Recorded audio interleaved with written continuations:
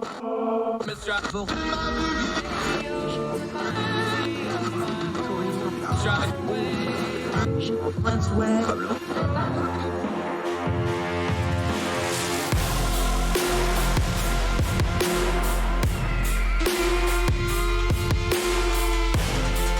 your host, Andrew Donaldson.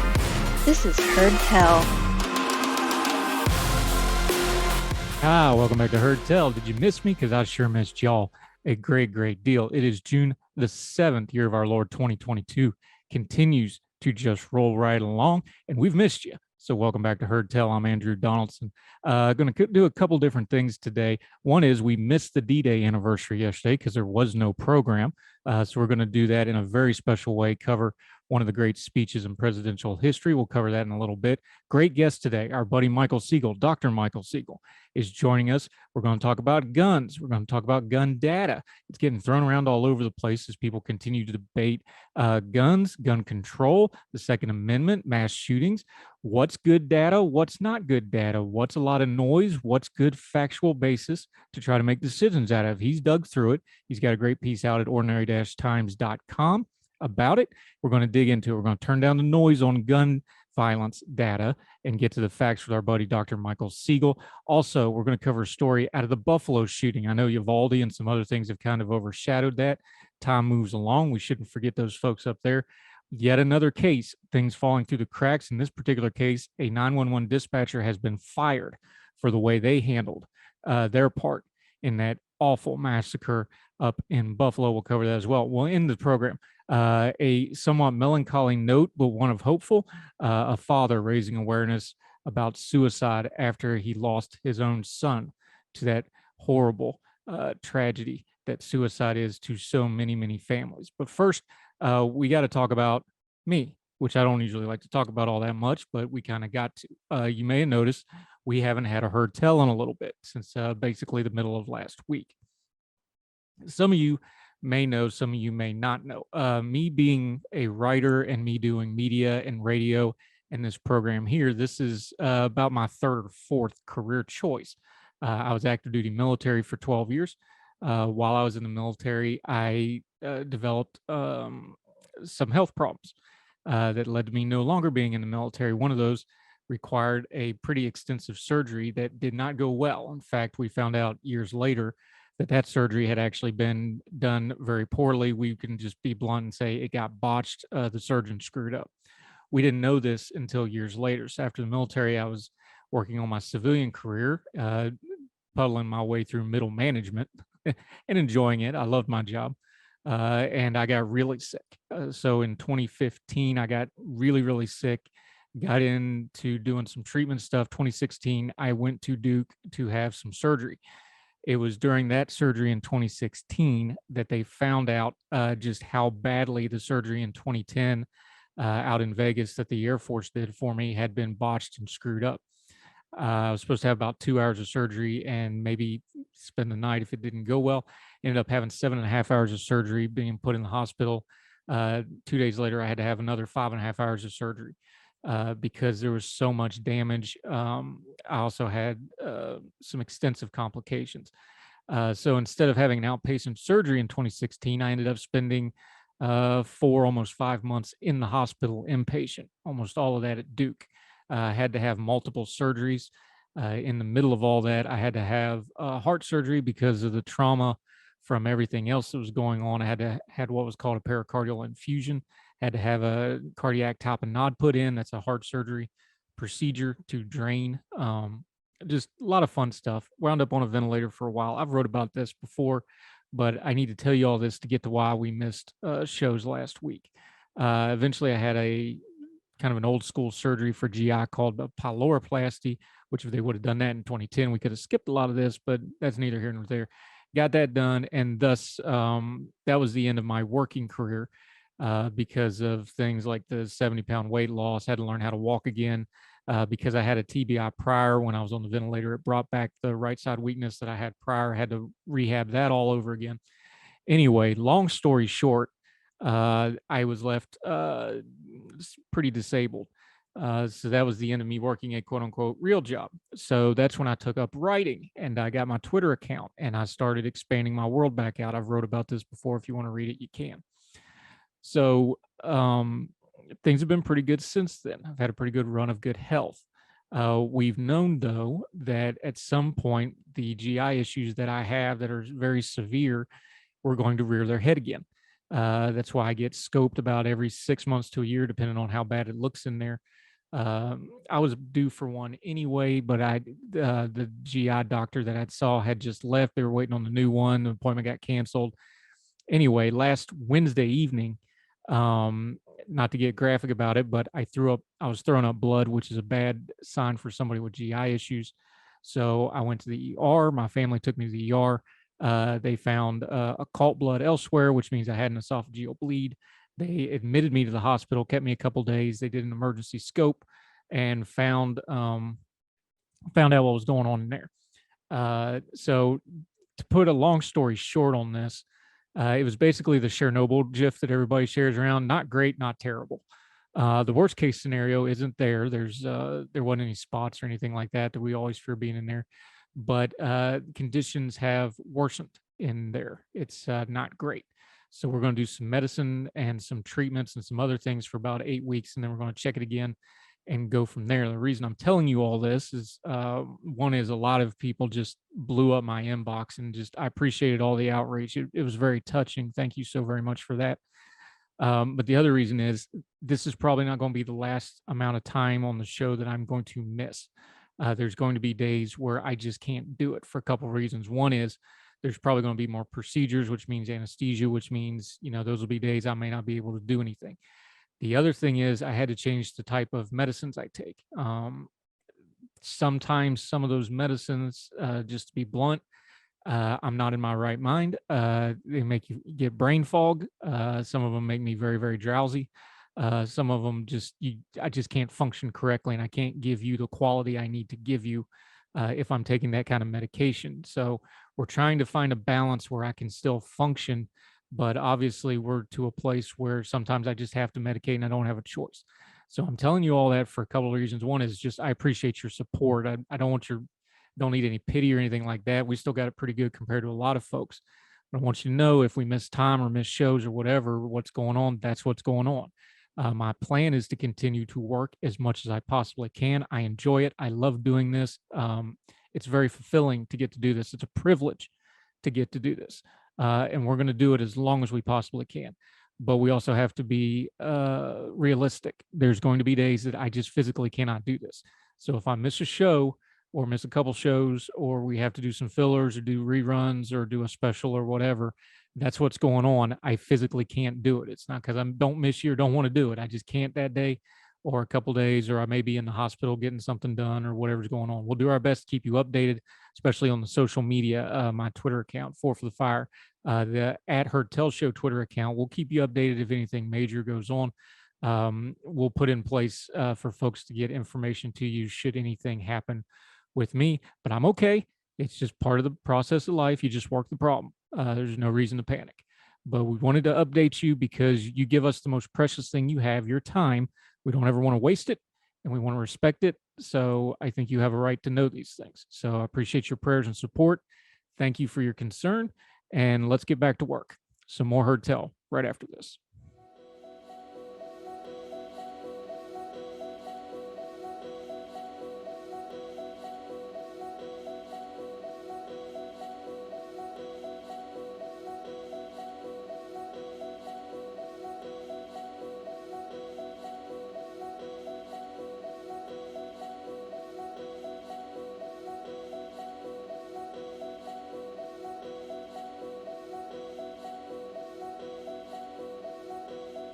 Welcome back to Heard Tell. Since we didn't have a program yesterday, it was the anniversary of D-Day, the Normandy landings in World War II.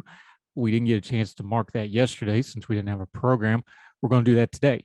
And we're going to do that by playing FDR's D-Day prayer. It's always known as the Mighty Endeavor speech, but it has a lot of application to the world we still live in today. The phrase at the end, unworthy schemers, I've been using that a lot in my writing lately to apply to many things. I think it's a powerful piece of American rhetoric. It's one of the great speeches a president has ever given, and I want to highlight it here. So if you've never heard it in its entirety, this is a recording from the FDR Library of Franklin Delano Roosevelt's announcement of the D-Day invasion in the form of a prayer. You can imagine if the president of the United States nowadays would lead the nation in prayer over the radio or TV or internet, the reaction might be. Nevertheless, that's what he did. And there's a lot of good stuff in this rhetoric. Please listen to this and remember those that were so brave that we owe so very much to. Ladies and gentlemen, the President of the United States. My fellow Americans, last night when I spoke with you about the fall of Rome, I knew at that moment that troops of the United States and our allies were crossing the Channel in another and greater operation. It has come to pass with success thus far. And so, in this poignant hour, I ask you to join with me in prayer. Almighty God, our sons, pride of our nation, this day have set upon a mighty endeavor, a struggle to preserve our republic, our religion, and our civilization, and to set free a suffering humanity. Lead them straight and true. Give strength to their arms, stoutness to their hearts, steadfastness in their faith. They will need thy blessings. Their road will be long and hard. For the enemy is strong. He may hurl back our forces. Success may not come with rushing speed, but we shall return again and again. And we know that by thy grace and by the righteousness of our cause, our sons will triumph. They will be sore tried by night and by day, without rest, until the victory is won. The darkness will be rent by noise and flame. Men's souls will be shaken with the violences of war. For these men are lately drawn from the ways of peace. They fight not for the lust of conquest. They fight to end conquest. They fight to liberate. They fight to let justice arise and tolerance and goodwill among all thy people. They yearn but for the end of battle, for their return to the haven of home. Some will never return. Embrace these, Father, and receive them, thy heroic servants, into thy kingdom. And for us at home, fathers, mothers, children, wives, sisters, and brothers of brave men overseas, whose thoughts and prayers are ever with them, help us, Almighty God, to rededicate ourselves in renewed faith in thee in this hour of great sacrifice. Many people have urged that I call the nation into a single day of special prayer. But because the road is long and the desire is great, I ask that our people devote themselves in a continuance of prayer. As we rise to each new day, and again when each day is spent, let words of prayer be on our lips, invoking thy help to our efforts. Give us strength, too, strength in our daily tasks, to redouble the contributions we make in the physical and the material support of our armed forces. And let our hearts be stout to wait out the long travail, to bear sorrows that may come, to impart our courage unto our sons, wheresoever they may be. And, O Lord, give us faith. Give us faith in Thee, faith in our sons, faith in each other, faith in our united crusade.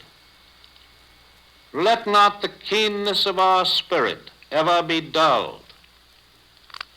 Let not the impacts of temporary events, of temporal matters of but fleeting moment, let not these deter us in our unconquerable purpose.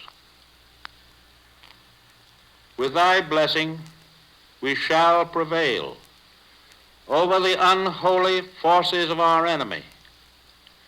Help us to conquer the apostles of greed and racial arrogances.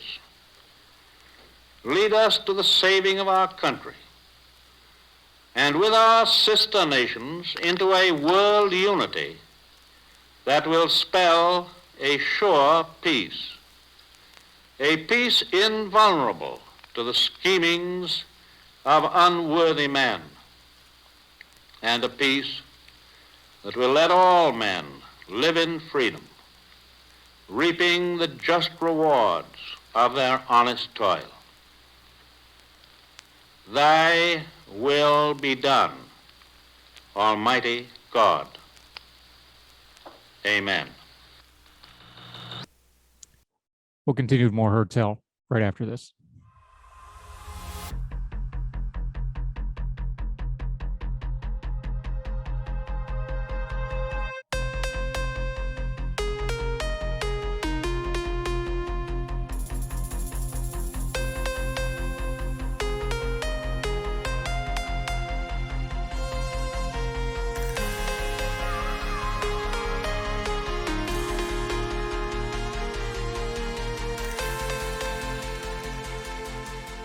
Welcome back to Heard Tell. The streak continues. The most seen, most appearances, most knowledge, probably, because he's one of the smartest people on the planet. Dr. Michael Siegel's back with us. How are you, sir? Glad to have you back.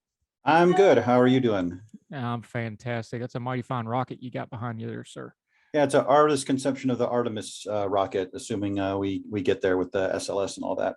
NASA might have a world record on concepts that never actually come to fruition. Would that be a safe estimate to maybe say? I think they have a record on administrations and Congresses coming in and changing their priorities and moving things around and just not sticking to anything for a long period of time. But they have a lot of projects, yes. But we just saw, one of the biggest and most expensive ones go up, and it's working extremely well, the Webb telescope. So kind of cut them a little slack on some things. Yeah, NASA is one of those things, like when they get it right, they really get it right, like spectacularly right. And when it's wrong, it's really spectacularly wrong.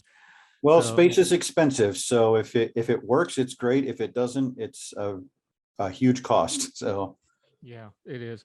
However, today you turned your scientific prowess towards a different topic. You, like everybody else, has been talking about gun violence. You had a piece in ordinary-times.com where I felt a little bit of frustration from you about the gun debate. You did what you do as a scientist. You decided to just go and look at the data. What got you going and looking at the data besides just the fact that everybody was yelling at each other over it? Well, it was partly an outgrowth of where I've been thinking about these mass shootings in general. The analogy I made in another article was to plane crashes. Plane crashes are extremely rare, but when one happens, we investigate every step of what happened to try to figure out whether it's preventable, what went wrong, what we can do differently. For example, one of the most famous ones was a flight out of Chicago where the engine fell off the plane and it flipped over and crashed and everyone was killed. And don't have engines fall off a plane is a pretty obvious answer, But the NTSB went through every step of the way. All right, was there a problem in the way the plane was designed? Was there a problem in the way the plane was maintained? And was there a problem with the way the plane was flown? Was there a problem with the way the pilots reacted? To try to go through every step. Because what people in the airline industry talk about with plane crashes is the cascade. Planes have so much redundancy and pilots are so well trained that you have to have a lot of things go wrong in a row for a plane to crash. And so what they do is they look through everything that went wrong. Like there's 6 things that went wrong. What are we going to do about those 6?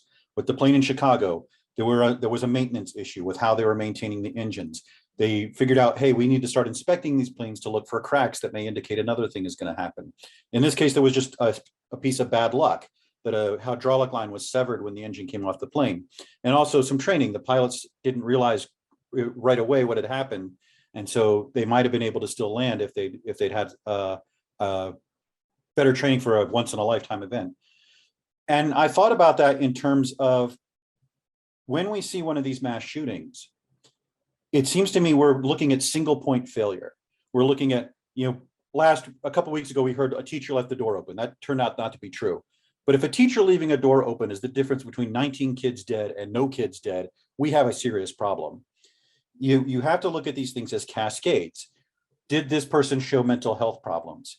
Did they tell people what they were going to do and the warnings were ignored? Could a red flag law have denied them a weapon?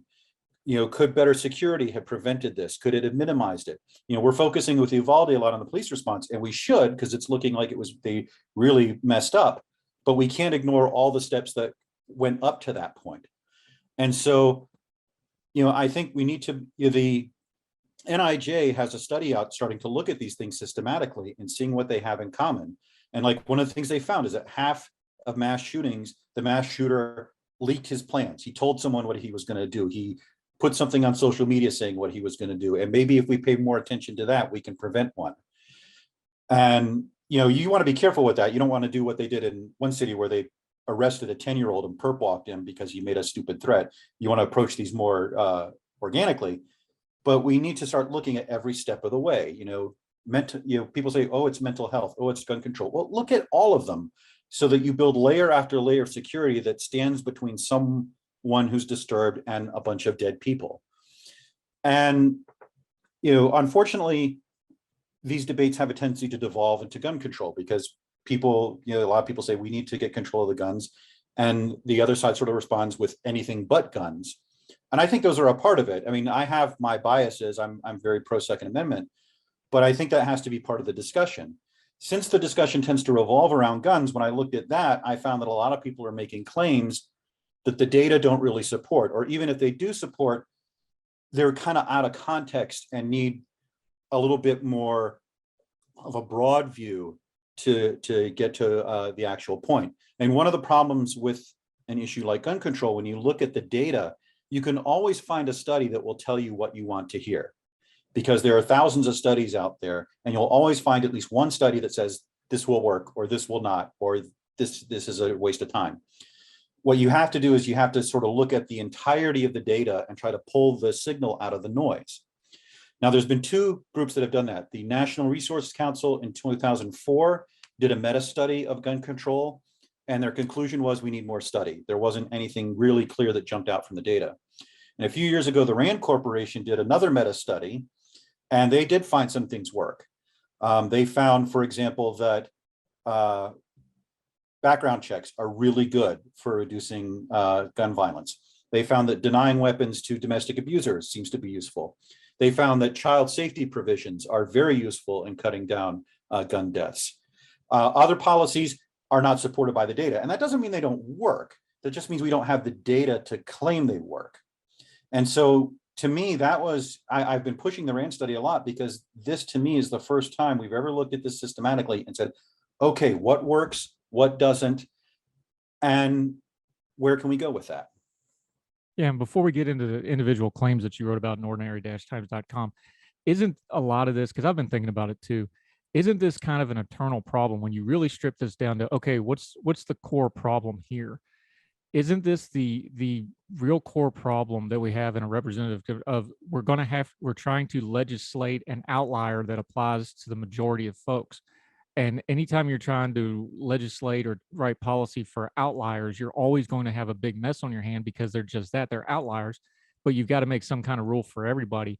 That can be applied to a lot of other areas, but it's really true. Like you said, plane crashes, we have rules for plane crashes, we have rules for mass shootings. Isn't that kind of the core problem that makes this really hard to deal with when you start talking about systematically?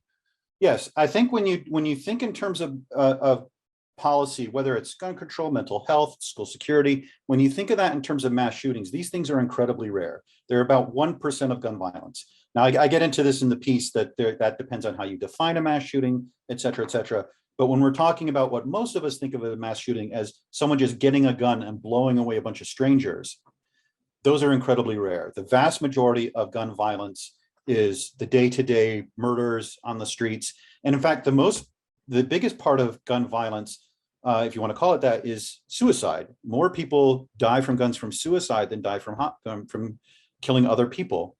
And, that's certainly something that can be addressed with mental health. I mean, you talk a lot about veterans issues. Veterans have a much higher rate of suicide than the general populace. And so that's been talked about a lot. Is there something we can do to prove, care for PTSD and so forth? But one of the things I like about the RAND study is it doesn't just look at mass shootings. It looks at all of these things. So let's say you enhance background checks. That might not prevent every mass shooting. It might only prevent a couple. But if that would prevent more homicides and suicides in general, then I think you can talk about that policy being justified. Yeah, talking to our friend, Dr. Michael Siegel. Let's get into some of these claims. Here's one I've heard a lot. I was actually on British radio and media the day the shooting happened in Uvalde. And this one got thrown at me. The claim is other countries don't have this level of violence. What does the data actually say? I know we get that 12.12 to the population number thrown around a lot, but what does the actual data say? The data says that's true. We have a lot more gun violence than other countries. We're more comparable to countries that we would think of as being less developed than us. We have several times the amount of gun violence that other countries do. Canada, for example, has 2.0 homicides per 100,000. We have 6. Even countries like Iran and so forth have lower homicide rates than we do. And so we definitely do have a violence problem in this country. And you can compare to other countries like Mexico or something like that, where they have way higher rates. But in terms of developed countries, we're way towards the bottom in terms of the amount of bloodshed that's going on. Yeah, we're talking to Dr. Michael Siegel. We're going to take a quick break. We're going to go through some of these other claims piece by piece. He's got a great piece out at ordinary-times.com. We'll be right back with our scientist friend, Dr. Michael Siegel, right after this.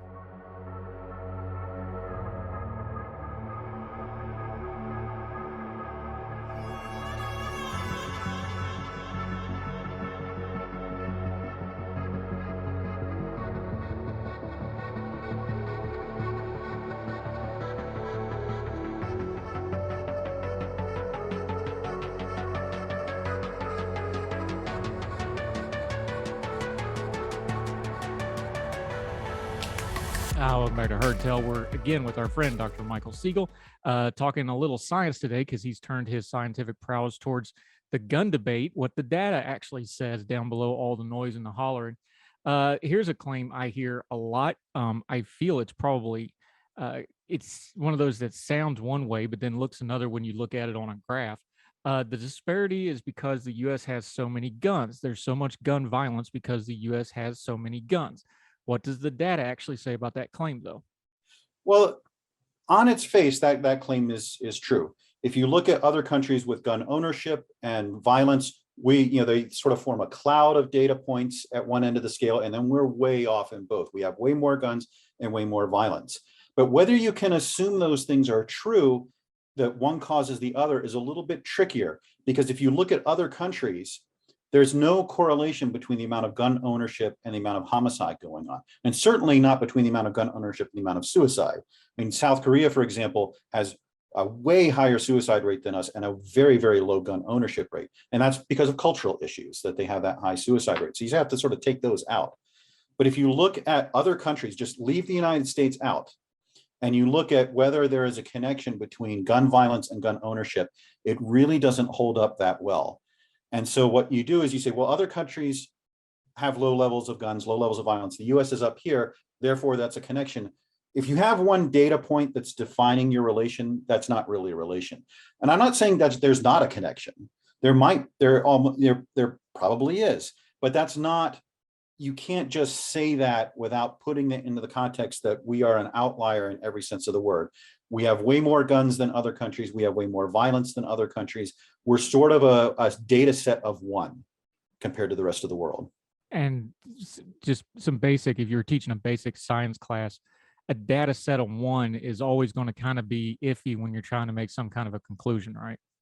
Yeah, if you have one cloud of data points and one outlier, you can't really draw a conclusion from that. And so, again, I'm not saying there's not a connection. I'm saying that when you compare us to other countries, that's a tricky conclusion to draw because the United States is its own thing. It's very different from other countries. All right, And here's with other countries, that gun ownership rate and the amount of murders going on is really not connected. All right, so here's another claim. We hear this one a lot. The violent places in the U.S. all have strict gun control laws. Now, on the face of it, I know this one because we hear it all the time. Usually they point at Chicago or somewhere like that. We understand they're meaning urban areas, but let's just take that claim on its face. The violent places in the U.S. all have strict gun control laws. What's the data say? The data says that's true, but it's also tricky to interpret what that actually means. That, for example, in Chicago, half the guns that are in Chicago are, when they're traced, come from outside of the state entirely. So yes, most violence is concentrated in cities, although we get a lot of in rural areas too. But guns are small, guns are portable, they cross state lines, they cross city lines. Many of the guns that are used for crimes are illegally owned anyway. So you can't necessarily draw a conclusion between those things. And if you look at things on a state level, you'll find that the states with the highest murder rate are red states. They're places like Louisiana, Mississippi, Tennessee. Illinois is barely in the top 10 in terms of murder rate. New York and California are much, much lower.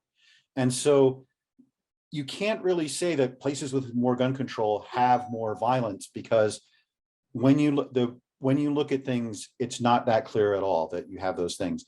Cities have a lot of violence. They also have a lot of trafficking of guns, of illegal guns, and so forth. So you could argue that maybe the gun control laws in those cities aren't effective at knocking down the violence. I certainly think that's a reasonable conclusion to draw, but you can't necessarily say that necessarily means that the two are connected. All right, here's one that I've heard a lot in the media lately. Mass shootings are happening more often. Now, I know one data point that makes that one a little iffy right off the top, but I'll let you tell the story. It reminds me of the old Clinton, well, it depends on the definition of is. But mass shootings are happening more often. Where do you find that claim when you go to look at the data? That claim seems to be true, but it depends a little bit on how you define mass shootings. A lot of the gun control advocates define it as, for example, the Gun Violence Archive defines it as where at least 4 people are shot. So if you have a drive-by shooting or some gang violence, that counts as a mass shooting. That's not what most people think about when they talk about mass shootings. Now, Mother Jones has been compiling a database for about 10 years where they define a mass shooting as having 4 more people dead that is not connected to the drug trade or robbery. So that's more of what we think of, where someone gets an AR-15, goes into a building and just starts randomly shooting. That shows that it has been slowly increasing for the 21st century, but in the last 5 years, it's just spiked dramatically. We are getting way more of these incidents where people just get a gun and blow away a bunch of people. And it's not clear why that's happening. That's kind of the scary thing. Now, there was an article written, I think, in the Atlantic about 5 years ago that talked about mass shootings as a kind of social contagion, that when mass shootings happen, people see they happen, that gives them the idea to do it. And there are online communities where people talk about these things and express admiration, for example, the Columbine shooters, and talk about, oh, I'm going to have the best methods, I'm going to have the maximum body count. And it's hard to know what to make of that. It's the internet. People talk smack on the internet. That's what happens. But This was pointed out 5 years ago that this was a social contagion and that things might get a lot worse. And I think when you make a prediction, things are going to get worse because this is a social contagion and things get worse, I think that's a good sign that there may be something to that. Continuing with our friend, Dr. Michael Siegel. Okay, here's one. Mass shootings, this is a claim, mass shootings dramatically increased since the assault weapons ban expired. Now, the assault weapons ban, that was a Clinton era initiative, 1994 to 2004. That was in effect. It was the brainchild of one Senator Joe Biden at the time, now President Joe Biden. He loves to tout this one because that was one of his signature accomplishments in the Senate. But is it true? Claim mass shootings dramatically increased since the assault weapons ban expired. What does the data say?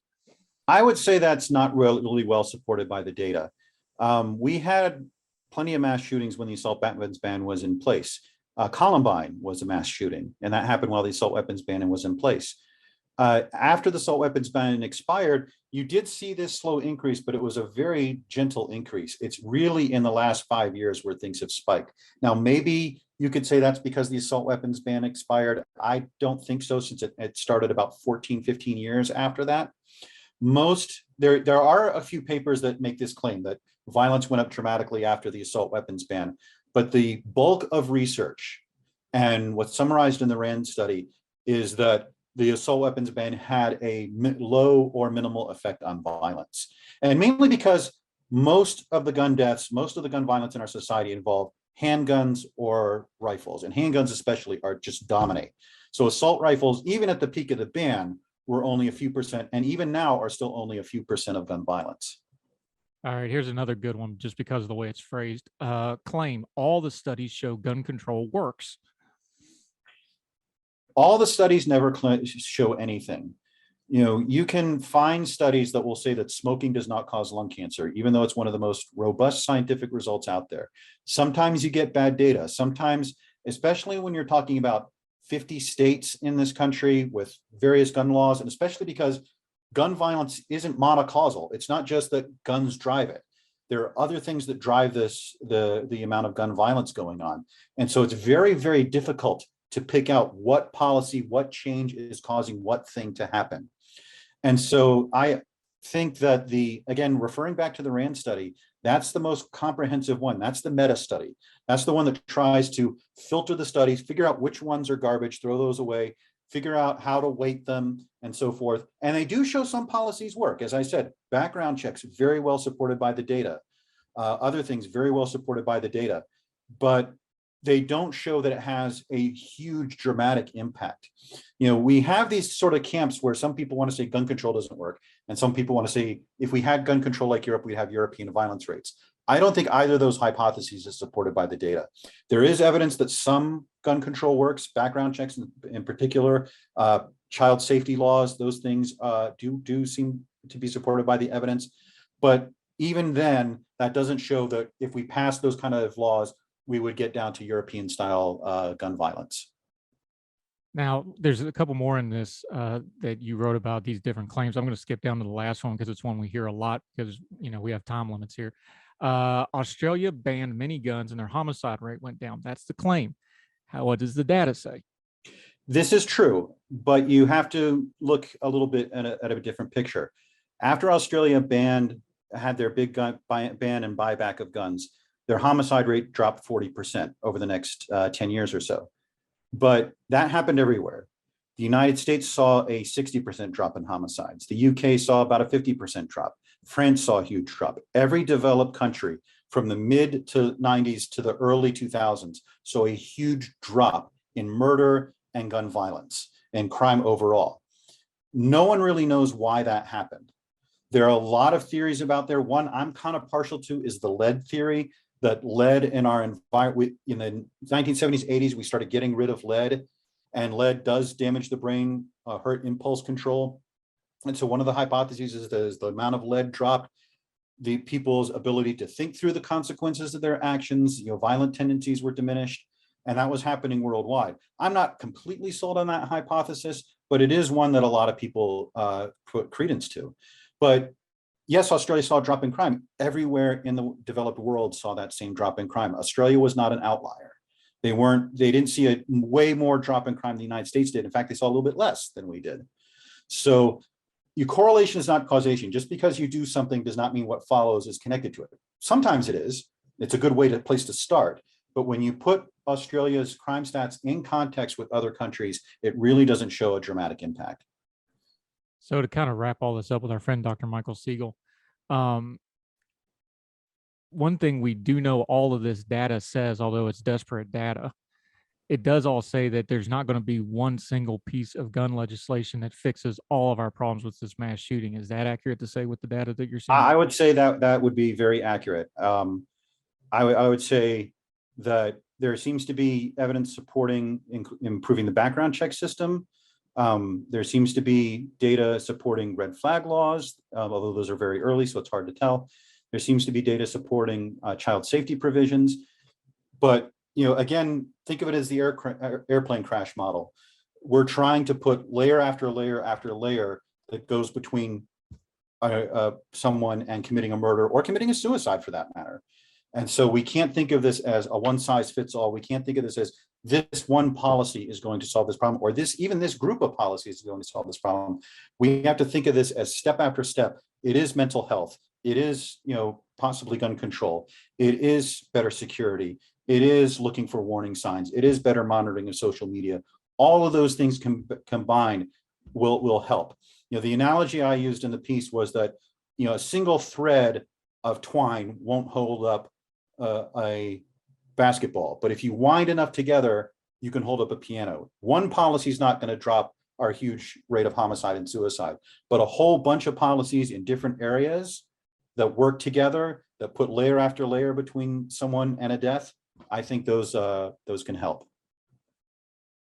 Yeah, and it goes back to what anytime you have systemic cascading failure, there was a whole lot of accountability that wasn't done ahead of time, which is a big part of this. We're seeing this with the police in Uvalde, but like even the Buffalo shooter, the background check system as it is, a lot of the times these guys go through even with the background check. So a lot of this, I think they need to just work on what they've got to start with, which would be easy enough to do. Dr. Michael Siegel, always appreciate your time, sir. Let folks know where they can find you. This piece is up at ordinary-times.com. We'll make sure to link to it. And let folks know where they can find you on your social media and follow you for all your great space hot takes and your YouTube channel, which is a ton of fun. I'm at ordinary-times.com. I'm also at, if you go to Hal_RTFLC on Twitter, you'll find my Twitter feed where I have links to my videos and Ordinary Times pieces and all that. And that's where you go. Great stuff, my friend. Always appreciate you. Good job on this data stuff. Always appreciate you breaking down. It's so good that even I can understand it. You do good work, sir. Appreciate your time. Thank you for having me on. It's always a pleasure. Anytime, sir. Thank you.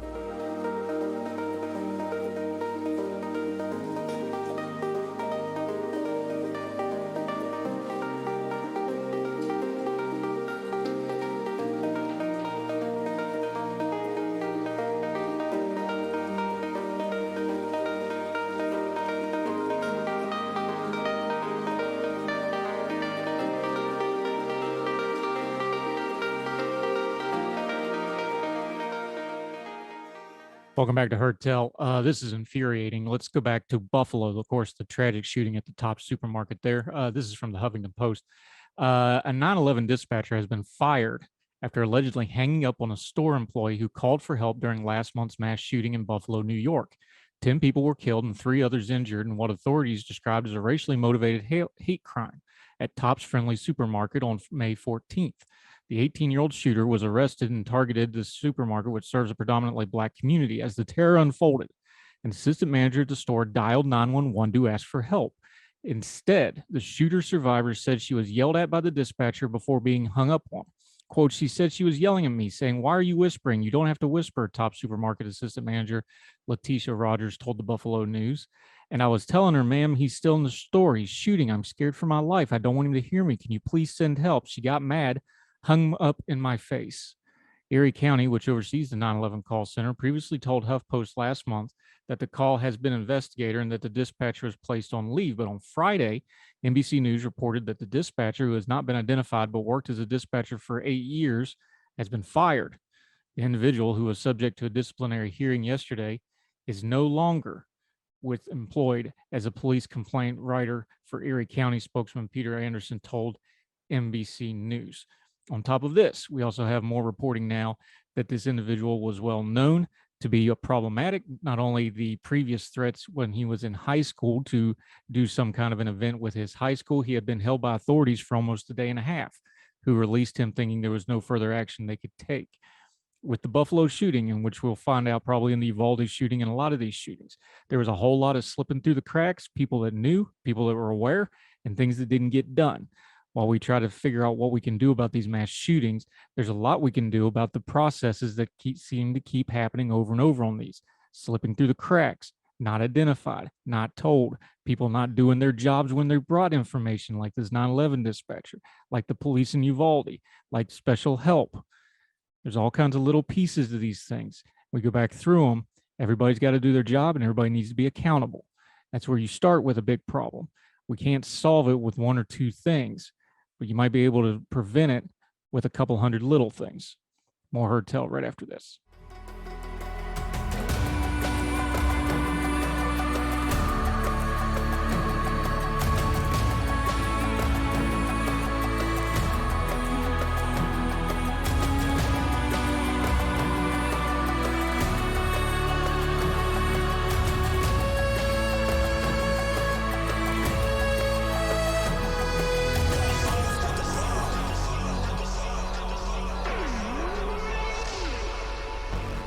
Welcome back to Heard Tell. We try to end on an uplifting note. This one starts out sad but gets better. Going overseas, the BBC. A father who lost his 17-year-old son to suicide has raised more than £8,000 for charity. Pete Kenny from Leicester lost his son Jamie in 2019, weeks before his 18th birthday. Mr. Kenny has now completed the Cape Wrath Trail, a 230-mile hike in Scotland, to raise funds for Papyrus, the suicide prevention charity.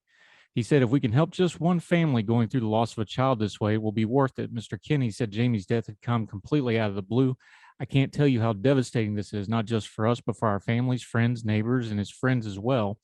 He was bright, kind, and thoughtful, our beautiful, shining, perfect boy. He said him and his partner, Dinah, Jamie's mom, were committed to helping to prevent other young suicides.